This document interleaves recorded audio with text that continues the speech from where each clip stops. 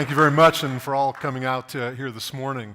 I imagine that all the presenters here today share a common journey, and that shared journey is one to disrupt the industrial age model and mindset that has defined American education for most of the last century. I took my first steps on that journey about 30 years ago when the buzzwords in education were first critical thinking and problem solving, and I had the temerity to ask myself, what do we do in the classroom to actually get to the point where we're better at teaching things like critical thinking and problem solving? And I and a small group of other educators came up with a model that said our students should be asking questions more than giving answers, and we should be thinking about systems instead of being compartmentalized into subjects. We should be finding problems instead of solving problems. And we took that model to the dean of a very famous ed school of a university in California, and he very politely said, no, you know what, you can't teach that stuff to students. They won't get it, even high school students.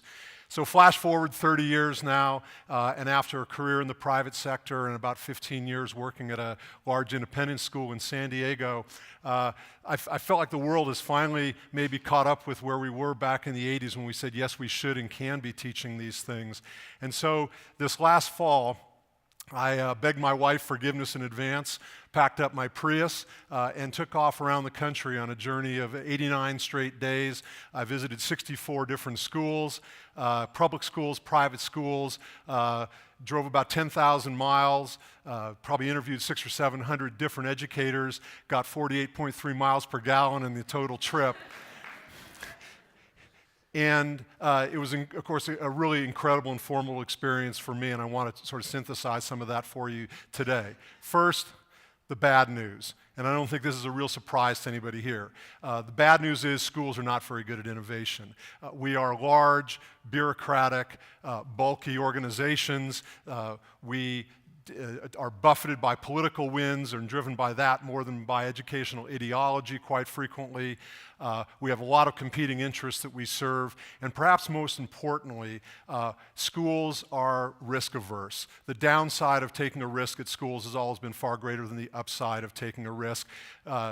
That big red F that you got on your math quiz when you were in 4th grade probably exemplifies that as much as anything. And so that's probably one of the biggest issues that I ran into at all these schools, is that we really struggle with change and innovation. The good news is that for every problem that I encountered, and I logged hundreds of them on these interviews in this trip, there was a school right down the road that had already solved that problem. I'd go to one school, big problem, we can't do this, yes, but I'd go to the next school and they said, oh yeah, we solved that problem, but we can't solve the other one. So the schools are out there, the analogs are out there, the models are there. We just need to connect in events like this, reach out and take advantage of those. The other bit of good news is this, and this is really important. It's sort of blue letter law in innovation and change management that change is really hard. Institutional change is really hard. And I think we have sort of allowed ourselves to take that on.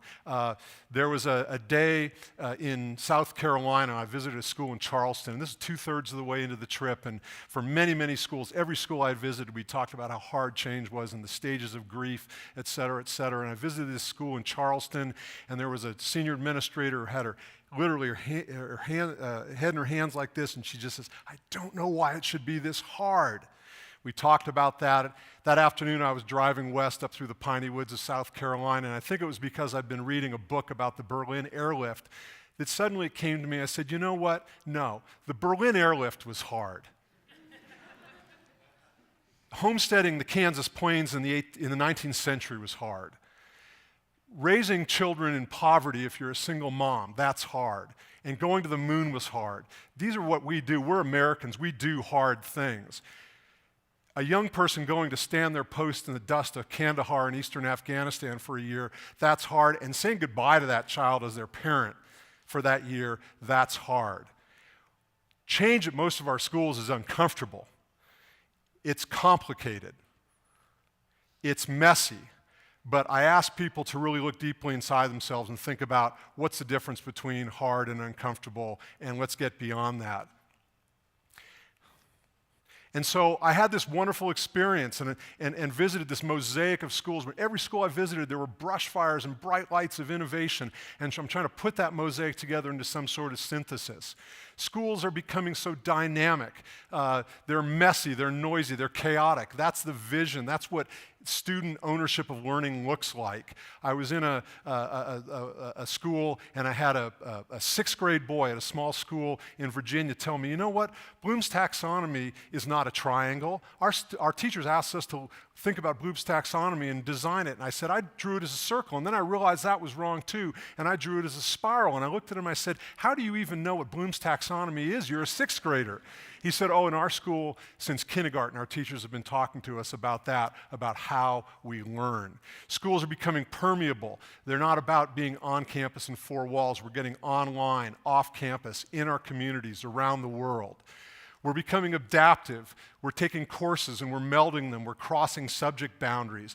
I had another student, a 10th grader, tell me, you know, at my school, we don't have to switch off from math brain and into science brain and into Spanish brain in a daytime. Our brains are on all the time because that's how our courses are constructed.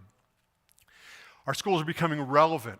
They're crossing those boundaries of subject and allowing schools to connect the dots in so much more authentic ways that engage them. We're becoming self-correcting. We're taking time, students and teachers taking time for authentic reflection during the day to think about what they're doing. The word empathy is embedded in our goals now. And we're taking the time to think about that balance between constant innovation and yet the strengths and cores of tradition that make us strong. And maybe more than anything else, schools are becoming creative spaces, and you're going to hear about that from some of the speakers today. Students getting up out of their chairs, writing on the walls, thinking, designing, building. I had a second grader at a school in Atlanta, a second grader sit there and tell me on one of those little bitty chairs, as I was sitting on a little bitty chair with him, you know, at our school, we design and build and prototype and ideate and fail forward and fail upward. And I said, you're a second grader. That kid is never going back in the box of the industrial age model. And so we take those buckets of synthesis about what schools are looking like, and you see this list on the screen now. Maybe it's because I was trained as a geologist and environmental scientist, but I look at that list, and those are the characteristics and drivers of a natural ecosystem. The same characteristics and drivers that determine the success or failure of a coral reef or a rainforest or a grassland or a pond. And they are fundamentally different than the drivers and characteristics of our current and past industrial age model. And I think one of the real frustrations we all have is we keep trying to put that square peg of the industrial age, engineered, designed model into the round circle of the ecosystem that we know represents great learning. These two systems are fundamentally incompatible, and it means that we have to change at a foundational level, not just at the margin. And this ecosystem that we now are living in education is not defined just at our school level. This, in fact, I believe, is a global ecosystem. For 4.5 billion years, and this is the geologist in me coming out, for 4.5 billion years, there have been exactly 4 global systems on this earth. The lithosphere, that's the rock, the hydrosphere, which is the water, the atmosphere, which are the gases, and the biosphere, which are all living things. And yet right now, we are living through the explosive evolution of the 5th sphere. It didn't exist 10 years ago. It's just evolving now. I've given it a name. The Latin is a little sketchy, but I call it the cognitosphere. This is the system of knowledge creation and management that was not possible until we had essentially universal access to knowledge. 2 weeks ago, 3 weeks ago now, I was in the Philippines with a group of students, and we were living in villages in the rural Philippines where people are living off of $2 a day or less, which represents about 3 billion people in the world. And many of those people now have access to the cognitosphere through a cell phone. And so this is the substrate, the neural network that our schools, our teachers, our students have to participate in and be active in, because this is how we're going to connect in the world going forward. We're a knowledge-based industry, and this is fundamental to that knowledge-based industry. The cognitosphere is the substrate of education going forward. So where do we really want to be? And I'm trying to synthesize 600 interviews and 10,000 miles on the road, and in one long drive, I had a concept, and then I distilled it down to 3 sentences, and then I distilled it down to a phrase, and then down to 3 words, and I finally said, you know what, no. This all comes down to, I think, one single word. Where do we want to be as educators? What does great learning look like? And you all know that that's what great learning looks like. In all those schools I visited, in all those bright lights that I was privileged to see, all that sharing I did with all those teachers, not a single one of them would John Dewey have been unhappy with. We know what great learning looks like. Dewey and Montessori and Parker 100, 125 years ago told us what that looked like. And so why is it so hard for us to get back to that? Why have we yielded that high ground of the progressive era of education to the industrial age model that's been implanted on us? I think there are three things that keep us from getting back to Dewey. The first one is that we, the adults, have constructed a series of anchors. And these anchors are based on ego and our control of our intent to control education rather than that being controlled by the students. And those anchors are three. There are that egotistical attraction to time, space, and subject. This is my classroom, my subject, my time. The second one are dams that we have built. As you look at schools, and I visited a lot of schools that were K-12s and K-6s and all these different grade levels, you see these marvelously metacognitive kids, and as others have said, that innovation is marvelous, creativity is marvelous, and then we just sort of beat it out of them as we cram them into these quantum packets of time, space, and subject. And by the time we get to the high schools and upper schools, the two biggest dams that were mentioned to me, the College Board and the college admissions offices that want us to shove those kids into packets of content rather than context. And the third are the silos that we've constructed around ourselves that prohibit us, that keep us, the structures that were mentioned earlier, that keep us from communicating, from collaborating, from networking, all the things that we know over 500 years of innovation, best practices since the Renaissance are key to innovation and change. We've built ourselves into these silos of classroom, department, division, school. We're very inwardly focused and we don't really get out and see what's possible out there in the world.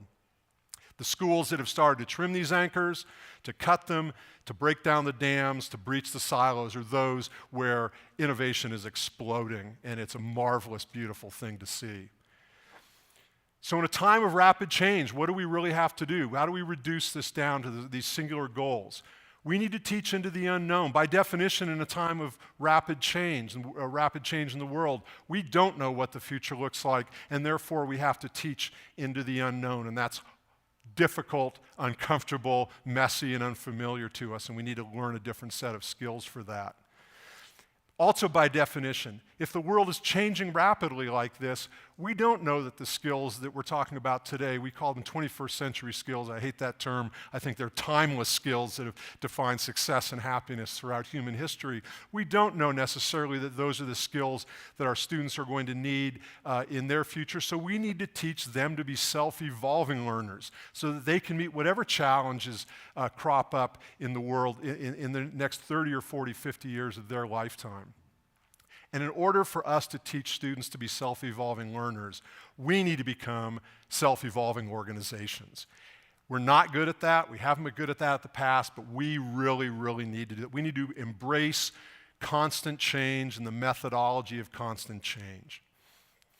And so at the end of this trip, I wrote down, what is education innovation to me? I think it's about preparing our students for their future, not for our own past. And if we can keep our eye on that, I think we don't go too far afield. What was interesting was, of course, as I was looking out the front window of my car on this long trip, I could just as easily have been looking into my rearview mirror, because that's exactly what Dewey told us, almost word for word, over 100 years ago. And so here's the challenge that I would really issue to us. And this is a challenge that I think I've become a little more vocal and a little more proactive and maybe even some would say aggressive about recently. We've been talking about this. We've been talking about what great learning and what great education looks like for a long time. Some of us for years, some of us for decades, some of us for over a century. I think it's time we stop talking as much about it and we just start doing it. And that's what the challenge I urge all of us to take on, is to go back to our schools and to aggressively start to fan those brush fires of innovation that are out there in every single school, and not wait for another generation, an additional generation of students to miss out on those kind of great learning opportunities, engagements that we all know define great learning. So thank you very much, and it's going to be a great day of sharing.